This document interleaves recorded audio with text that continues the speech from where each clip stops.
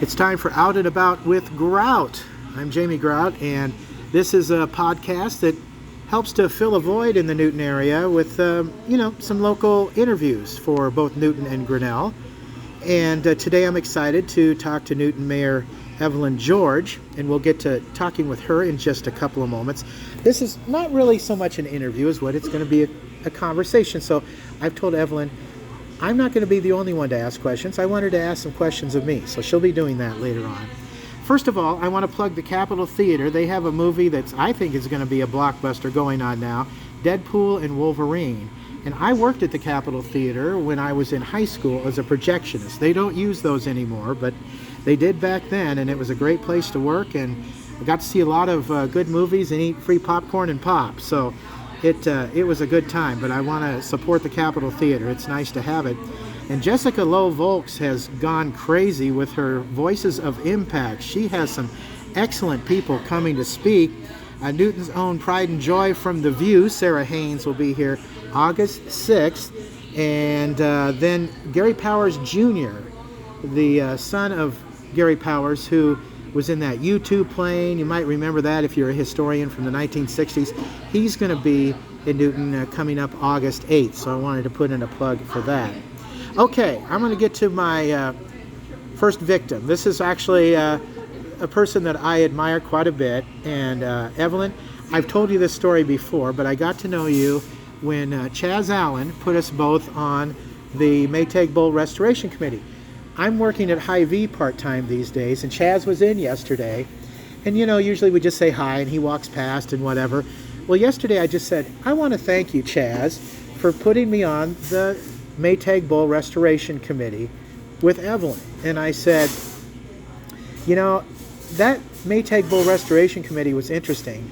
And I said, there were two factions, people that wanted to do it the old school way, just keep it historical, but people who wanted to modernize it. And she brought people together, and we found some common ground. And he said it wasn't easy. And I can remember going to some city council meetings, and some of the people on one of those sides, almost militant. He had to have them sit down and be quiet for a while. So, Evelyn, kudos to you on that.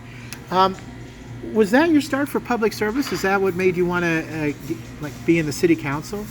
That was absolutely the point at which a friend of mine, it started out with just a request that I help put together a marketing brochure for renovating the Maytag Bowl. And I'm like, that bowl is such a treasure in our community.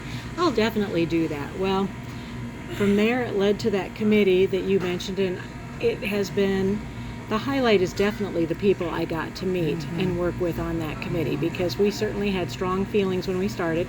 But working through a process where we all learned together, we did find a lot of common ground, and it was great. And I've had, friends from that time, which, that was almost 20 years ago. I know, Jamie. Yeah. But yeah, that was the start of it. That was the first time I'd really been to even a city council meeting. And from there, it was, I just wanted to support the positive direction that Newton was taking after Whirlpool and Maytag had moved out. Yeah, it was kind of a crazy time, too. And this is another thing I discussed with Chaz. He said, back then there were a lot of fires to put out because it was just, the city had kind of, it was going through some trouble because of Maytag. But I don't know about you, I feel like Newton kind of is in a renaissance situation right now, and it's coming back. Absolutely. We have people that just love our community, and they put forth a lot of volunteer time, like you and I. And so that's what's great. I think we've really nailed it when on our last comprehensive plan update, we have authentic small town charm with big city amenities, with surprising city amenities. And if people can come and get to know the people and the character of our community, and then they're surprised by how convenient. Everyday living, we have everything you need. For example, my husband grew up in Waterloo, and I grew up in a small town of 2,000. I was really pretty worried when we first moved to Newton that it would be too small for him, who spent a lot of time, on University going between Cedar Falls and Waterloo. But it has all the things each of us want, and for raising a family, it's just been perfect. I spent a lot of time in Waterloo and Cedar Falls too. Yes. I was up there as Jamie Phillips on the air, and it's a nice area, but I got to say, I love Newton. It's my hometown. It's great to be here, even though I've traveled all over the place. So I got to ask, I don't want to be too nosy, but you just got back from vacation. Where did you guys go? We went to the Lake of the Ozarks, where some friends have a place, and we just relaxed and enjoyed the water and the peace and quiet most of the time. Okay, well, that's good.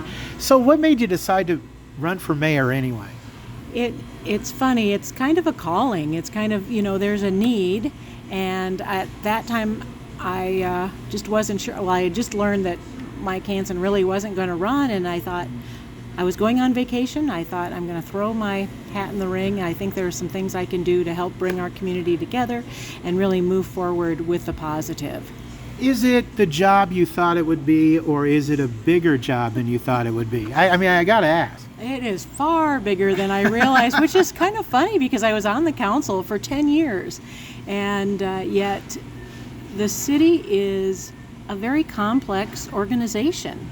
Really, when you think about it, it goes from streets and public works to fire and police and recreation, and we've got activity in all those areas. So, but what I'm most excited about is really marketing our community, because that's my background, is marketing, and I think we need to get the word out to people that we have small town charm, and yet those amenities that make your life interesting. I think we've got the people in the metro that are getting tired of the crowds and the congestion and the crime increase, that want to go back to what their community used to be before it got swallowed up by the metro. And also those who are from Iowa. In fact, one of my favorite questions when I talk to people is, how long have you lived in Newton, and what brought you here? And in a lot of times they are drawn to our community because of the size, and then they're like, and we discovered the Center for Art and Artists. We've got our own kind of people. Or I can't believe you have an arboretum, and it's beautiful. I love to go there and relax, and have my sister come and visit there. Well, I don't mean to be Debbie Downer, here, Evelyn, but I'm curious, what do you think are some of the challenges that Newton faces? Oh yeah, well, every community has challenges. We certainly need housing. We need more types of housing. We had a conversation with, for example, the superintendent, Tom Messenger, and he's like, the most important thing is when he gets new staff, is that they can find a place that they want to live and they can afford to live in Newton.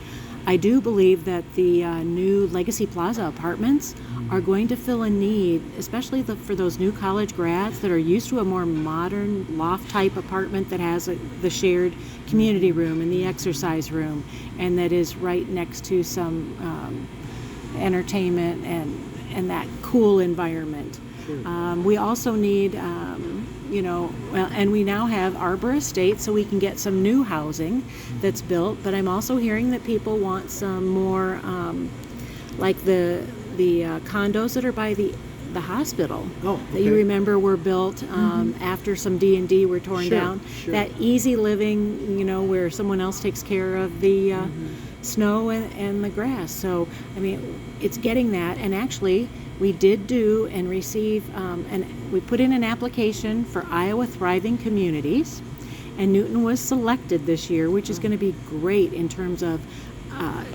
drawing interest and getting interest from developers and builders for workforce housing and low to moderate income housing, so that people can afford to live here. So it's a funding source? It gives them points toward, it gives them points toward financial aid through the state of Iowa. Okay. If you remember, the Legacy Plaza apartments actually are possible because of workforce housing credits and because Legacy Plaza was identified as a reinvestment district. Okay. So any of the new sales tax and hotel motel tax that's generated in the Main Street district and the Legacy Plaza, go toward the development of this property. Great. That's fantastic. And for those outside the Newton area, Legacy Plaza used to be the headquarters for Maytag and also Plant One at one time. But now they've turned it around, and it's quite an area, too. Across the street from there is a new city building where you can get your driver's license and whatnot. And they're building a splash pad, too, huh? You bet. We're going to help connect that space between the downtown and this Legacy Plaza that will walk right by this new splash park that's under construction right now. Speaking of which, is there any progress being made on the softball complex that's been proposed out by the Speedway? The developers of Fast Pitch, the softball complex, are still working on funding. They have never given up. Okay. You know, when they started the project, it was right before COVID, and it was just terrible timing. But yeah, they're definitely continuing to work forward. The City Council recently agreed to change the tax valuation on that, which was requested by them. So, you know, we're really, really hoping for that, because that'll help utilize that infrastructure by the Iowa Speedway and bring in a hotel and some restaurants that our whole community would enjoy. You bet. Okay, well, remember, this is supposed to be a conversation, so I'm doing all this talking and asking you questions.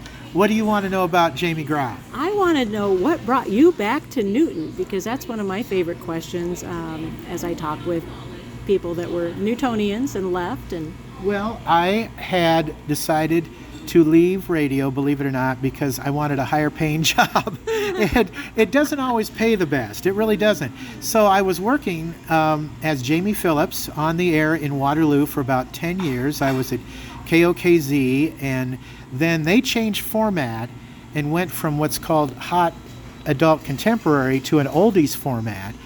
And they let me go in the process. They brought in a whole new crew of people. I was well known after that. I'd been on the air for 10 years, and I was voted favorite radio personality. And a gentleman by the name of Jim Koloff, who owns a bunch of radio stations in northern Iowa, was starting a station called Mix 96.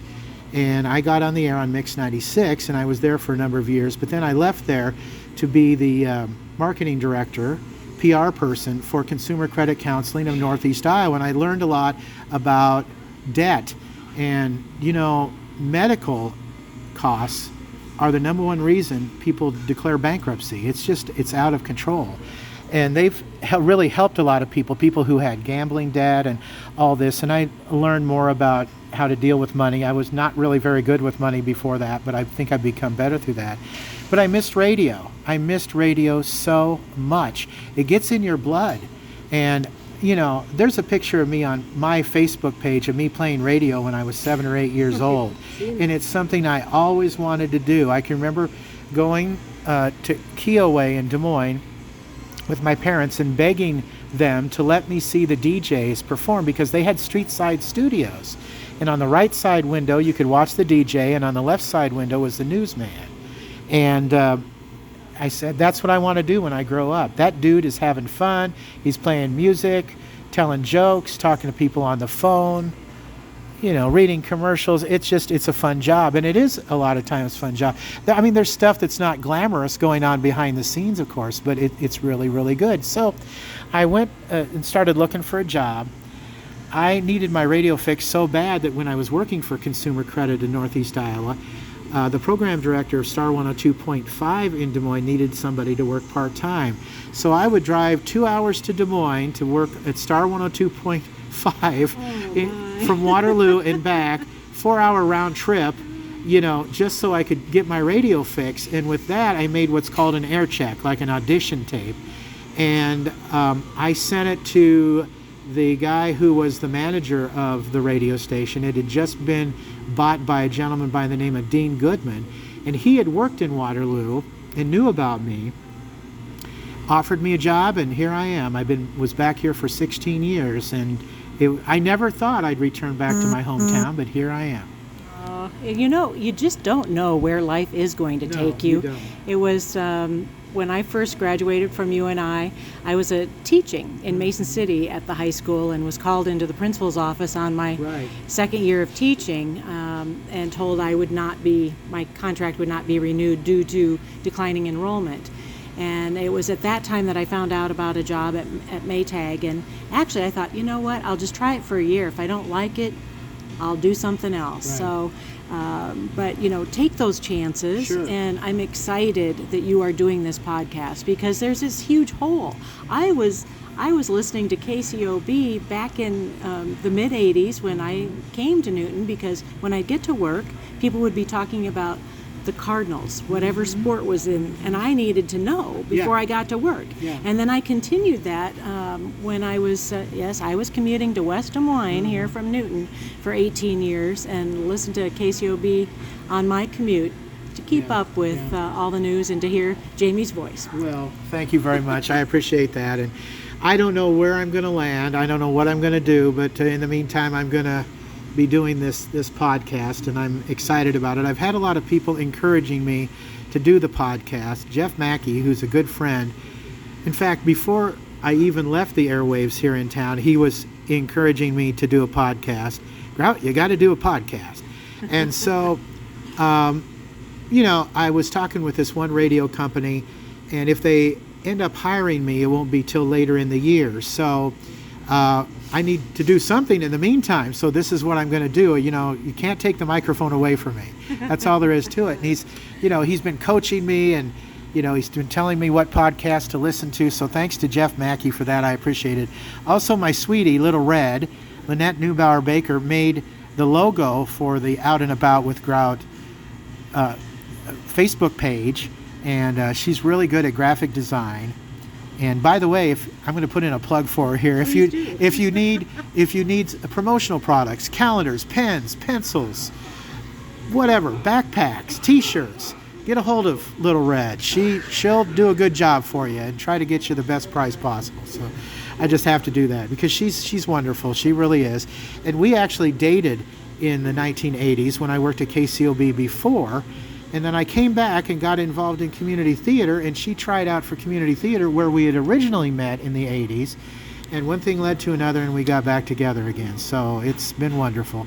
I got to do another thing here and tell you, Wyatt the Wonder Cat, our cat, who fights crime, by the way. I don't know, if the chief has talked to you about this. Yeah, he fights crime occasionally, and he finds the burglars and he poops on them.